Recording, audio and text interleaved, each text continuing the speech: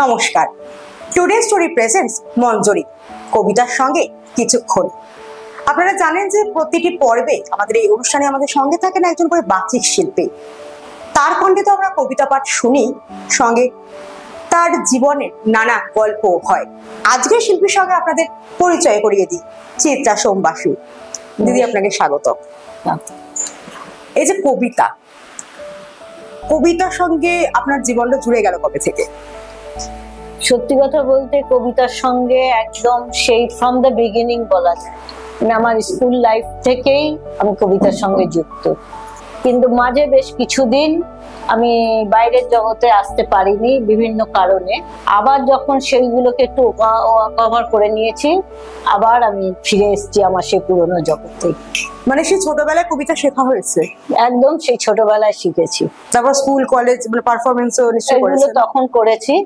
তারপরে আমি মানে আমার এর জীবনে চলে গেলাম, যখন চাকরি জীবনে চলে গেলাম, আমাকে বেশিরভাগটাই কলকাতার বাইরে কাটাতে হয়েছে, যার জন্য আমি এর থেকে সরে গিয়েছিলাম। কিন্তু আবার ভালোবাসার টানে আবার ফিরে এসেছি। এই যে চাকরি জীবনে একটু যাবো, যে আপনি কি করেন পেশায়? আমি বর্তমানে একজন অ্যাডভোকেট। আমি আগে ছিলাম সেন্ট্রাল গভর্নমেন্টের একজন আধিকারিক, সেখান থেকে এখন আমি চলে এসেছি সম্পূর্ণ উন্নয়নেতে। এখন আমি অ্যাডভোকেট, আমি হাইকোর্টে প্র্যাকটিস করছি। সারাদিনই কিন্তু ব্যস্ততা তাড়া করে বেড়ায়, তার মধ্যেও এই যে নিজের ভালোবাসাটা, ভালো লাগাটা জিয়ে রাখা, এটা কতটা ব্যালেন্স করেন কিভাবে? সংসারের কাজকর্ম নিশ্চয়ই রয়েছে, একজনের মা, একজনের স্ত্রী, সব দায়িত্ব কিভাবে ম্যানেজ করেন? নিশ্চয়ই সবকিছুই আছে। হ্যাঁ, একদিন চাকরি করেছি যখন, তখনও সবকিছু নিয়েই করেছি। আর ওটা ওকালতিটা হচ্ছে পেশা, আর এটা হচ্ছে নেশা। অতএব নেশাকে তো ছাড়তে পারছি না, সেই জন্য এটাকে নিয়েও চলছি। ওটাকেও যেমন চালাতে হচ্ছে, এটা হচ্ছে মানে বলতে পারো প্রাণের মনের একটা তাড়না, এটা করে যাচ্ছি। আর প্রিয় কবিতা? সত্যি কথা বলতে আমাদের বাঙালিদের কাছে সবচেয়ে আগে যিনি আসেন বিশ্বকবি, ওনার সঙ্গে তো আর কোনো তুলনা চলে না।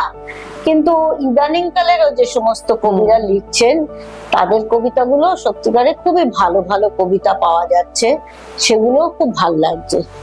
এখন তো নিজেদের প্রতিভা তুলে ধরার জন্য সোশ্যাল মিডিয়া একটা বড় ভূমিকা পালন করে। বিশাল। তো সেরকম সোশ্যাল মিডিয়ায় গিয়ে লেখালেখি বা কবিতা পাঠ করে সেটাই পোস্ট করে, এরকম কোনো চ্যানেল বা এরকম কিছু আছে গ্রুপ? না, আমি এরকম করি না, তবে ওই মাঝে মধ্যে ফেসবুকে করি। সত্যি কথা বলতে সময়টা তো আমার মেনলি হচ্ছে আমার সময়টার জন্য চেষ্টা করি, একটু ফাঁক পেলেই তখনই একবার করি, আর নাহলে সেইভাবে পারি না। কারণ যেভাবে আমাকে এগুলো রাখতে হয়, শিডিউল গুলো খুব কষ্টকর, তার মধ্যে সময় সুযোগ মতো আমি করি। আর যখন কোনো আমন্ত্রণ আসে তখন ছুটে যাওয়া? তখন তো নিশ্চয়ই সেখানে তো যেতেই হয়। কথায় কথায় এবার চলে যাব প্রথম পরিবেশনায়, কি থাকছে আজকে? আমি প্রথমে শুরু করি বিশ্বকবির কবিতা দিয়েই, শিশু ভোলানাথ কাব্যগ্রন্থ থেকে বাউল। দূরে অশোক তলায় পুতির কোনটিখানি গলায়, বাউল দাঁড়িয়ে কেন আছো? সামনে আমি নাতে তোমার হাতের একটা রাতে, তুমি সুর লাগিয়ে নাচো। পথ করতে খেলা আমার কখন হলো বেলা, আমার শাস্তি দিল তাই। ইচ্ছে হতে নামে কিন্তু ঘরে বন্ধ চাবি, আমার বেরোতে পথ নাই। বাড়ি ফেরার তরে তোমায় কেউ না তারা করে, তোমার নাই কোনো পাঠশালা।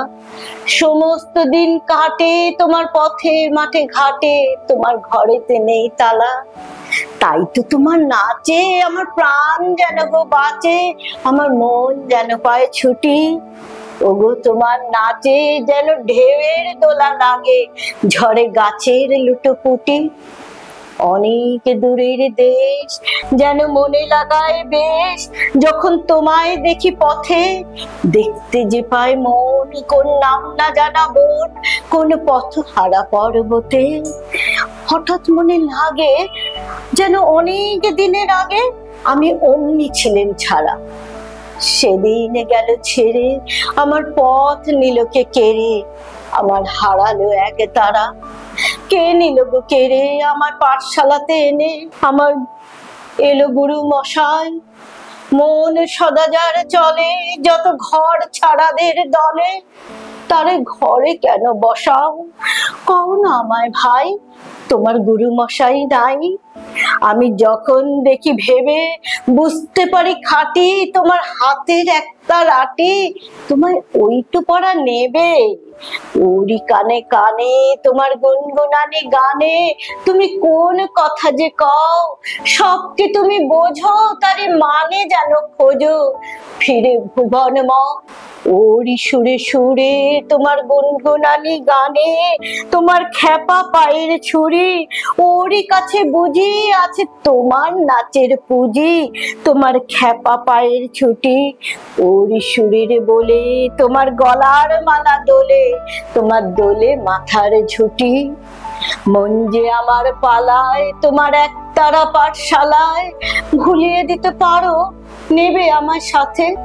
এসব পণ্ডিতেরই হাতে আমায় কেন সবাই মারো, ভুলিয়ে দিয়ে পড়া আমায় শেখাও সুরে গড়া তোমার তালা ভাঙার পার। আর কিছু না চাই যেন আকাশটাকে পাই, আর তালা ভাঙার পার। দূরে কেন আছো দ্বারের আঙুল ধরে নাচো বাউল আমারই এইখানে, সমস্ত দিন ধরে যেন মাতন ওঠে ভোরে তোমার ভাঙল লাগা গানে। নমস্কার। অসাধারণ। মানে কবিগুরু ছোটদের জন্য বড়দের জন্য তার যে সম্ভার যুগের পর যুগ ধরে চলে যাবে। আর এই যে কবিগুলোকে নিয়ে বর্তমান প্রজন্ম কতটা সচেতন বা কতটা তিনি তাদের মধ্যে রয়েছেন বলে মনে করেন? না, এখনকার দিনে মাঝে একটু সেটা গিয়েছিল, কিন্তু এখন আবার আস্তে আস্তে বাচিক জগৎটা কিন্তু অনেকটা এগিয়ে আসছে। এখন বহু শিল্পী দেখা যাচ্ছে যারা কিন্তু বাচিকের সঙ্গে যুক্ত হচ্ছে, এবং যে সমস্ত আধুনিক কবিরা কবিতা লিখছে, কবিতাগুলো কিন্তু খুব মানে শ্রুতিমধুর কবিতা। মাঝে একটা ভাটা এসেছিল, এখন কিন্তু আবার দেখা যাচ্ছে বেশ এগিয়ে আসছে। এখনকার শিল্পীরা নিজেরাই লেখে, নিজেরাই পাঠ করেন, সেটা নিজেরাই এখন এডিট করে তুলে দিচ্ছেন। এখন সবাই মাল্টি ট্যালেন্টেড। হ্যাঁ, প্রতিযোগিতার যুগে এখন সবাই বহুমুখী প্রতিভা। তোমার কোন ধরনের কবিতা পাঠ করতে ভালো লাগে? দেখো, আমি সব রকম কবিতাই করি। আমি তোমাকে একটা, আমাদের তো এই সবে দুর্গাপুজো গেল, এখন জগদ্ধাত্রী চলছে। এই যে সমস্ত মৃৎশিল্পীরা এই যে প্রতিমা তৈরি করছেন, এই তাদের মন অবস্থাটা, তারা যে মন নিয়ে প্রতিমা তৈরি করেন, প্রতিমার সঙ্গে তাদের যে আত্মিক যোগটা হয়, এটার উপরে কবি সুবোধ সরকারের একটি খুব সুন্দর কবিতা আছে, খোলা চিঠি দুর্গাকে। 40টা বৈশাখ আমি খরচ করেছি তোমাকে বানাবো বলে, 40টা বর্ষা আমি খরচ করেছি তোমার হাসির পেছনে থাকা হাসিটাকে একবার ধরবো বলে, 40টা ফাল্গুন আমি খরচ করেছি তোমার গ্রীবার অহংকারকে একবার চুম্বন করব বলে। আমি কুমোর পাড়ার কুমোর, পুজোর সময় তোমার পায়ের কাছে লেখা থাকে আমার নাম, শিল্পী প্রশান্ত পাল। আমি প্রশান্ত নই, আমি অশান্ত নই, আমি সর্বশান্ত হয়েছি তোমাকে নির্মাণ করে। প্রথমে তুমি ছিলে আমার মেয়ে, বিচুলির জানো যখন ধীরে ধীরে হয়ে উঠলো মাটির জাহ্নবী, বিচুলির স্তন যখন হয়ে উঠলো পাথরের মতো সর্বভূতেষু সংস্থিতা, তোমার চোখ যখন হয়ে উঠলো আমার মেয়ের চোখ, তখন আমি সমস্ত লোভ বর্জন করে হয়ে উঠলাম মেয়ের বাবা। তোমার পিঠ বানাতে বানাতে, তোমার পিঠে মাটি দিতে দিতে আমি হয়ে উঠেছি তোমার গোপন প্রেমিক। মধ্যরাতে তোমার পিঠে খুব গভীর চুম্বন করে বলেছি, তোমাকে আমি ছাড়বো না, তোমাকে আমি কোথাও যেতে দেব না, তোমাকে আমি কসবায় যেতে দেব না, তোমাকে আমি আমেরিকায় যেতে দেব না। মাত্র ওই কটা ডলারের বিনিময়ে তোমাকে আমি দিয়ে দিতে পারি তোমার চুল যখন হয়ে উঠলো নৈরিতের কালো মেঘ, তোমার চোখ যখন হয়ে উঠলো অবগাহন, তোমার ঠোঁট হয়ে উঠলো ভাষা। আমি কোনোদিন তোমাকে 10 হাত দিতে চাইনি, কারণ ওই দুটো হাতে জ্বরের সময় তুমি আমার মাথায় জলপট্টি দিয়েছো। ওই দুটো হাতে তুমি আমার মা, আমার মাতৃরূপেণ সংস্থিতা। তোমাকে এই খোলা চিঠি দিয়ে গেলাম। আমি মাটি মাখতে মাখতে, নিজেকে গুলে মেশাতে মেশাতে প্রতিদিন তোমাকে বানাই। আমার এই হাত দুটো না থাকলে তুমিও থাকতে না। 40টা বৈশাখ, 40টা বর্ষা, 40টা ফাল্গুন আমি খরচ করেছি একবার, শুধু একবার 2 চোখ ভরে তোমাকে দেখবো বলে। ওরা যখন তোমাকে লরিতে তুলতে আসে, ভয়ে আমার বুক কাঁপতে থাকে। কোন বাবা পারে তার মেয়েকে লরিতে তুলে দিতে? কোন প্রেমিক চায় তার পার্বতীকে লরিতে তুলে দিতে? কোন ছেলে পারে তার মাকে লরিতে তুলে দিতে? আমি শিল্পী হতে চাই না, আমি নাম চাই না। ডলার যা পেয়েছিলাম ফিরিয়ে দিলাম পৃথিবীকে। আমি তোমার নৈঋতের কালো মেঘ হয়েই থেকে গেলাম। ইতি প্রশান্ত।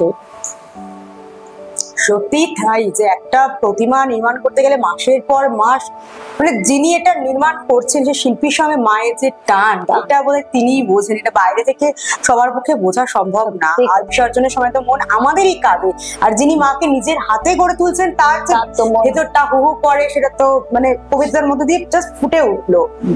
আর একটু যাবো যে এই যে বলছিলে যে চাকরি জীবনে, একটু চাকরি জীবনে মানুষ ভাবছে লয়ার মানে একটা মানে একটু গুরু গম্ভীর, মানে তিনি এরকম কবিতাও বলতে পারেন, সেটা কিন্তু মানে একদম নজর কাড়লেন দিদি। তুমি বলো যে তুমি কি ধরনের কেস মানে নাও? আমি জেনারেলি সিভিল কেসই করি। সিভিল তো সিভিলের মধ্যে বিভিন্ন রকম আছে, আমি সেইগুলোই দেখি। মানে সারাদিনের যত ঝুট ঝামেলা আছে তারপরে নেশাতে সেটা মিটিয়ে না। আর বাড়িতে কে কে রয়েছেন? বাড়িতে আমার হাজবেন্ড আছেন, আমার 1 ছেলে 1 মেয়ে। ছেলে মেয়ে দুইজনই বাইরে ছিল, ইউকেতে ছিল। রিসেন্টলি ছেলে এসছে, আর মেয়ে এখনো বাইরে। এখন আমার ঘর ভর্তি, কারণ ছেলের বউ এবং আমার 3 বছরের নাতি আছে। বাহ, তাকেও নিশ্চয়ই তুমি চাইবে যে সে সারাক্ষণ আমার বলে যাচ্ছে, মা আম্মা তুমি একটু বলো, ওই কবিতাটা বলো, ওই তার কাছে তুমি ভালো টিচার আছে, মানে ঘরেই তার টিচার রয়েছে, তুমি মানে বললে ও শুনে শুনে সেটা শিখে নিতে পারবে। আজকালকার বাচ্চারা খুব ক্যাচি, সুন্দর বলে।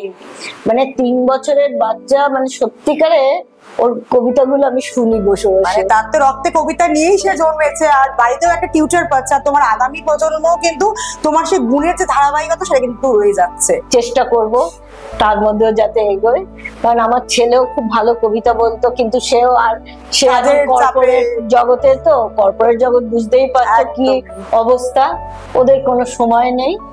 তার দেখি ওর ছেলে যদি এখন তৈরি হয়, আবার এই আশা নিয়েই করছি। শুধু কর্পোরেট জগতে প্রত্যেকটা মানুষই তাদের প্রফেশনে ব্যস্ত, তো সেখান থেকে মানে নেশা আর পেশা ব্যালেন্স করাটাই এখন সবাই সেটা করে উঠতে পারে না। কিন্তু যারা করে উঠতে পারেন তারা হয়তো ভালো আছেন, তোমাদের মতো একটু করতেই হয়, মনটাও ভালো থাকে, নিজেও ভালো থাকে। সংস্কৃতির জগতে থাকলে না মনটাকে অন্যভাবে দেখা যায়। আর এখন সামনে যেহেতু শীত আসছে, শীতকাল মানেই প্রচুর অনুষ্ঠান, সাংস্কৃতিক কবিতার অনুষ্ঠান, গানের অনুষ্ঠান, শহরের আনাচে কানাচে। তো এরকম কোন অনুষ্ঠানে পারফর্মের? আমার তো প্রত্যেক সময় মানে রেগুলারই মোটামুটি আমার অনুষ্ঠান থাকে। তারপরে আমি আগামী 29শে নভেম্বর অবনীন্দ্র সভাঘরে আমি নিজে একটা অনুষ্ঠান করছি, আয়োজন করেছি।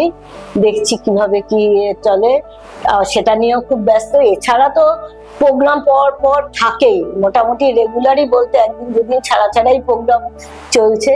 এই তার মধ্যে এগুলো করে যাই, এটাই আমার ভাল লাগে। এটাই করতে ভাল লাগে। আরো একটা কথা চলছে, আমাদের যে সংশোধনাগার গুলো আছে সেখানেও একটা কথা চলছে, সেখানে হয়তো খুব শিগগিরই আমি পারফর্ম করব, কারণ ওনারা বলছেন ওই সংশোধনাগারে যারা আছেন তাদেরকে একটু শেখানোর জন্য, তাদের একটু মননে পরিবর্তন আসে, তাদের যাতে পরিবর্তন আসে। এখন সেটা কথা চলছে, হয়তো খুব শিগগিরই আমি সেখানে যাব। মানে এই পারফর্মিং আর্টসই কিন্তু পারে মানুষের মানসিক নিশ্চয়, বিকাশ ঘটাতে, নিশ্চয়। তাদের মনের পরিবর্তন হ্যাঁ। ঘটাতে। না না, আজকাল ডাক্তাররা পর্যন্ত বলছে যে সমস্ত স্পেশাল চাইল্ডদের বাচিকের সঙ্গে মিউজিক থেরাপি তো আছে, ভীষণ ভীষণ দরকার। এগুলো আমাদের মনের মানে রসদ যোগায়। একদমই তাই। আর নিজে যদি ভালো থাকা যায়, 4-5টাকে ভালো রাখাও যাবে। হ্যাঁ নিশ্চয়ই। ওই জন্য বয়সটা হচ্ছে সংখ্যা মাত্র, ম্যাটার করে। বয়সটা কোনো না, নিজেকে ভালো রাখার জন্য এগুলো আমাদের নিজেদের করতে হবে। এবং এইসবের মধ্যে আমরা যত থাকবো না, আমরা নিজেরা ভালো থাকবো। আর অনেক মহিলাই হয়তো তারা তো মানে কর্মসূত্রে বাইরে যেতে হয় না, হয়তো বাড়ির কাজ নিয়েই থাকেন, কিন্তু সেই যে ভালো লাগাটা হয়তো কোথাও নিভে গেছে, সেটাকে আর জিয়ে রাখা হয়নি। তোমাকে দেখে কিন্তু অনেকে অনুপ্রেরণা পাবে।